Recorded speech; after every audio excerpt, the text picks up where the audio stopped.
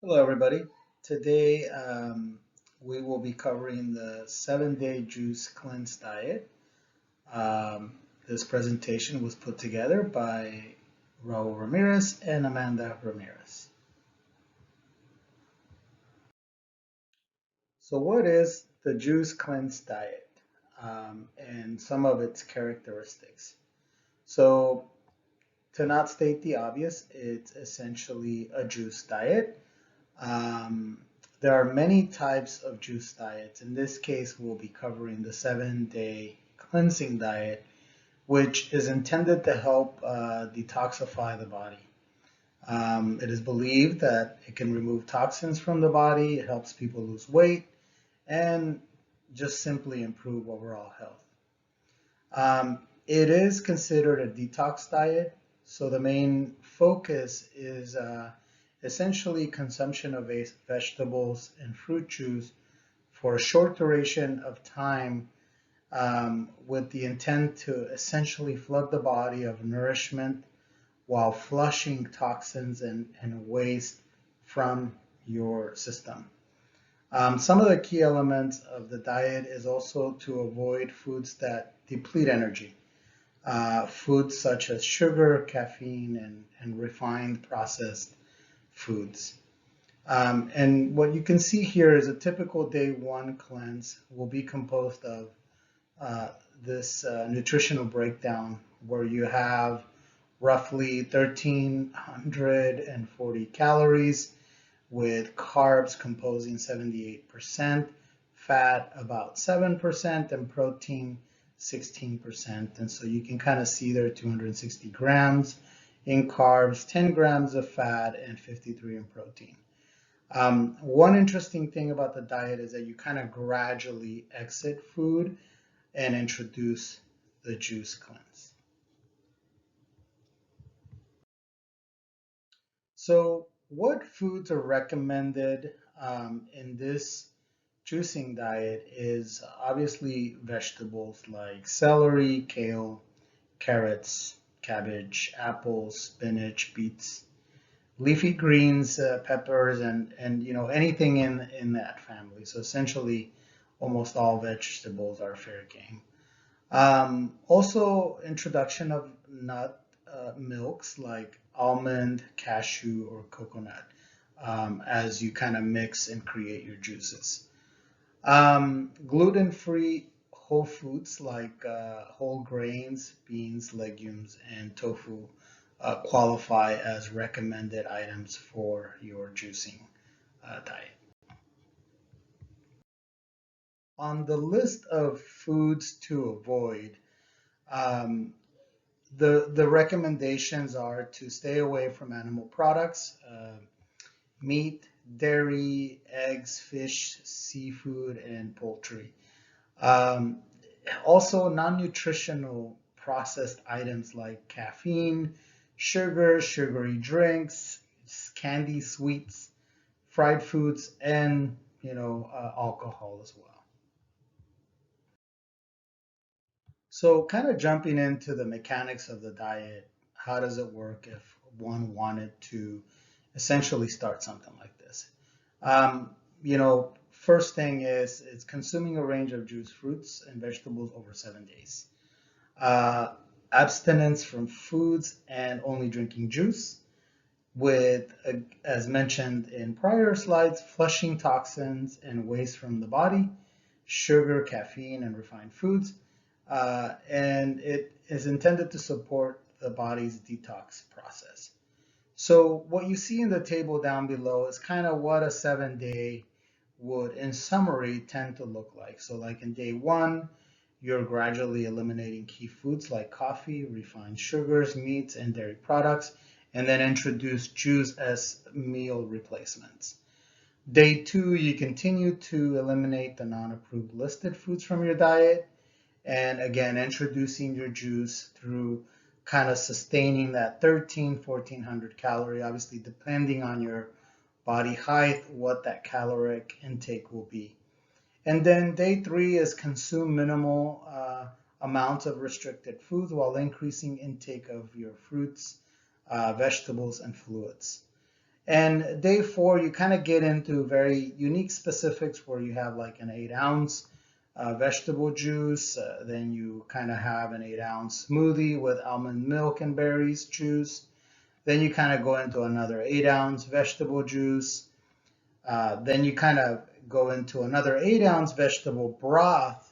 Uh, and then you go into like an 8-ounce carrot, beets, and apple juice. So it's not like you're drinking the same juice through your entire day. It's different variations of juice that kind of help introduce all those nutrients, vegetables, and antibodies through vegetables and fruit juicing.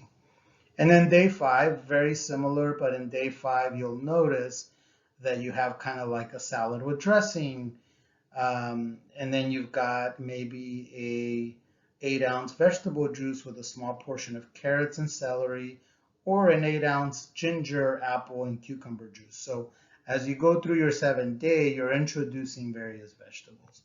And then in day 6, consider the post cleans.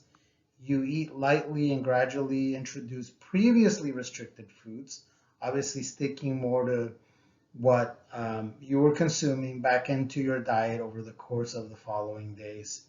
And then day 7, pretty similar, continue to add prior restricted foods and calories in small portions. So you kind of gradually detox by juicing and then gradually get back to that kind of normal state. According to some research, the juice tends to bring in several benefits.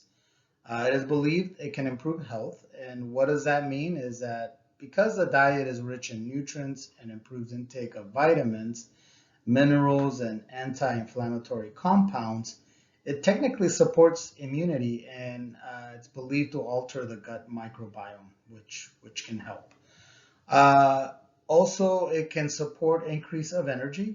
The nutrients in fruits and vegetables, while avoiding coffee and other foods identified in the diet, help boost your energy. So it's almost like you're depleting and exiting foods that tend to be like those energy zapping foods, and you're introducing energy boosting foods. Um, it is also believed to improve digestion.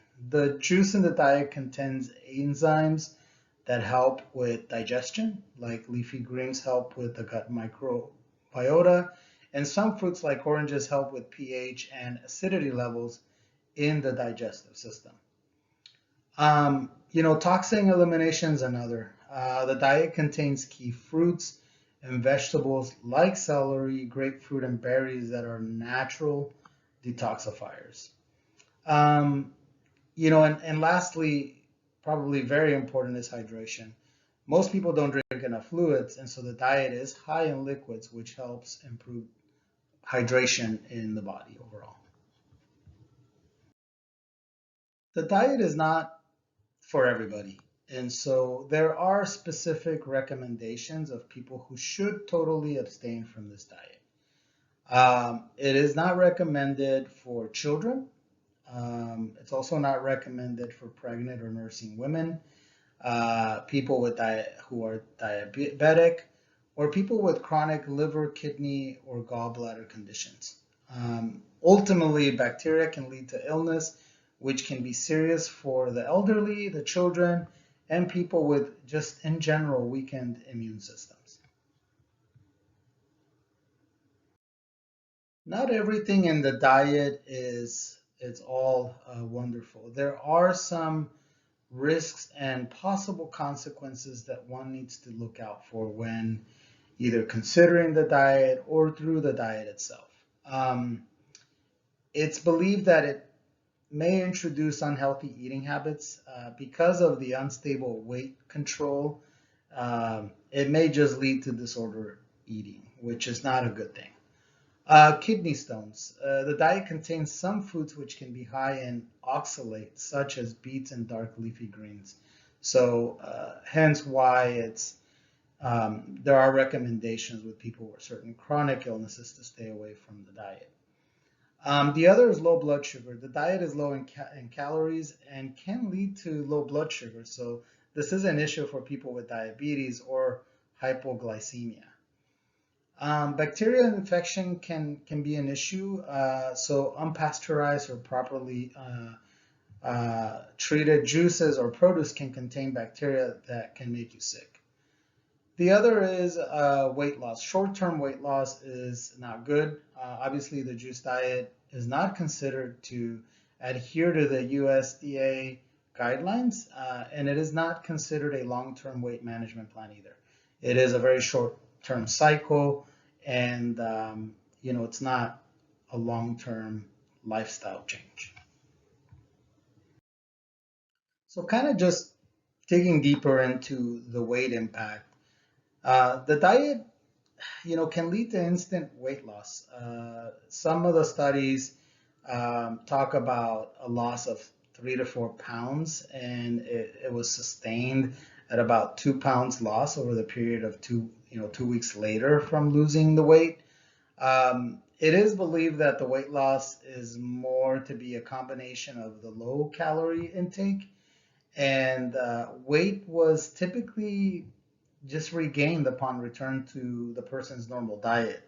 So, weight loss from juice diets is believed to be physiologically harmful, which is also linked to eating disorders. And so, this is kind of what it may mean as you get into a diet like this, that weight might come back depending on whether you change your diet more long term and make adjustments versus just strictly using the juice diet for that intended purpose.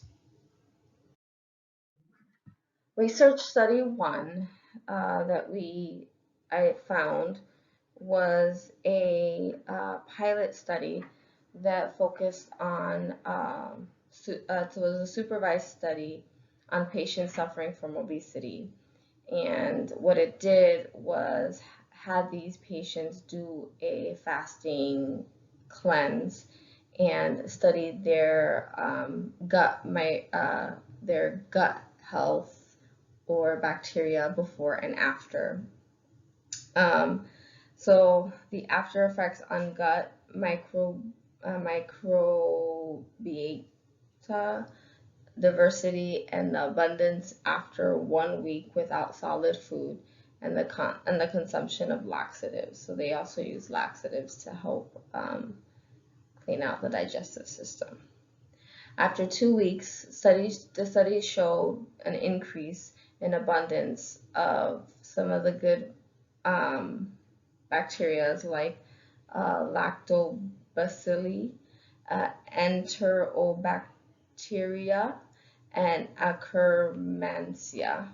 It is not known if this change was a result of the liquid diet that they did, which was the fasting diet, other factors like the caloric restriction of that fasting, or intake of substances like Glauber's salt.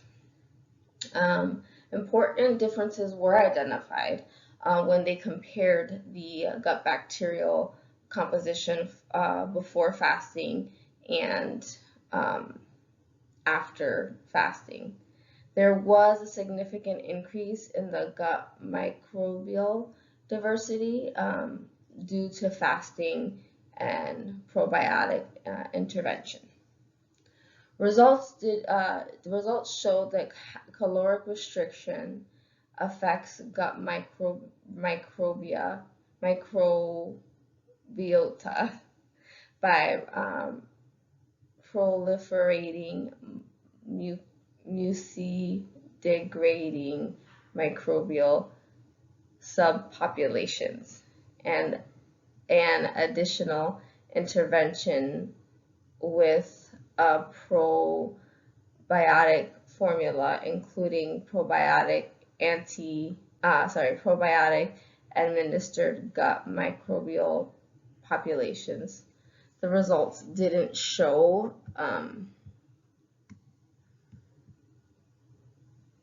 change or improvement in or decrease in BMI or eating habits. So it didn't prove that doing a fasting or caloric restriction, it doesn't really help improve the eating habits of the individual. So the second study that we found also kind of focuses on gut health and how um, the juice-based diet impacts gut health and therefore weight loss.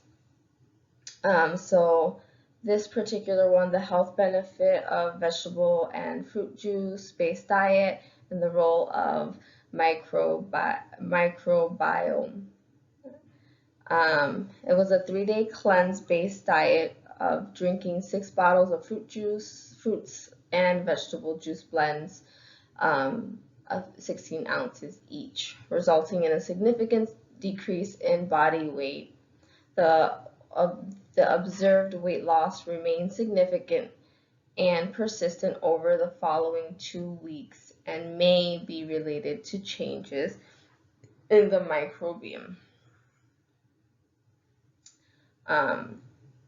In summary, the 3-day veggie and fruit juice-based diet induced significant changes in the intestinal microbiota, which were associated with weight loss. But it does point out that further mechanistic studies are required to confirm the change of the microbiota and the direct link to weight loss. So more studies are needed to prove that this bacteria, gut bacteria, is directly linked to weight loss. The juice-based diet also significantly increased serum and urine, and decreased marker of liquid oxidation. Further studies will need to be performed to determine if these biochemical changes are associated with vasodilation and improved cardiovascular health.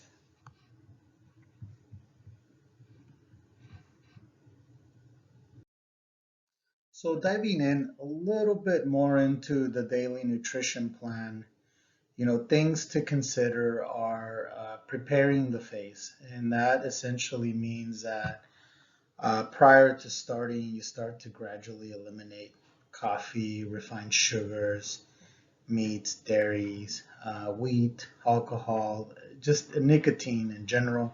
This will help reduce headaches, cravings, and just any withdrawal symptoms that are part of the cleansing process. The other thing to keep in mind is activities. So, making sure that they're light physical activities recommended, because you don't want to do an intense workout as you're running lower calories and you're going through the juicing diet.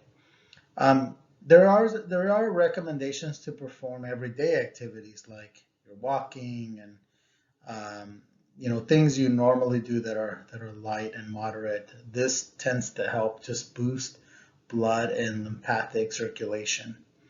Another thing that is recommended is like massage therapy, diaphragmatic breathing, muscle relaxation, and meditation in general is advised during the cleanse. This is just going to help you just feel more grounded, being able to kind of cope with um, the extremities that are tied to the diet. We kind of covered this a little bit in prior slides, but you'll notice on the upper right, you got kind of a calorie plan with a breakdown of carbs, fat, and protein. And then on the top left table, you'll see how the food breakdown comes through the day. So you wake up, there's an 8 ounce of juice, and if you look up to 8 p.m., by that time you've had about 6 juices that are rich in nutrients, different combinations, different flavors, different vegetables and fruits. And so it could be pretty well structured. And then the bottom table just kind of talks about the week, how the week would go. And we kind of covered gradually eliminating key foods like coffee, continue to eliminate in day 2, and then in day 3 you're still eliminating, and then you kind of go into that full on day 4, day 5, day 6, and then you start to kind of slowly bring stuff back in from your prior diet. So it's gradual in, gradual out. So that's pretty much how a daily nutrition breakdown would look like. And this pretty much concludes our presentation on the 7-day cleanse diet. It's been great walking you through kind of this program, and really appreciate everything. Thank you.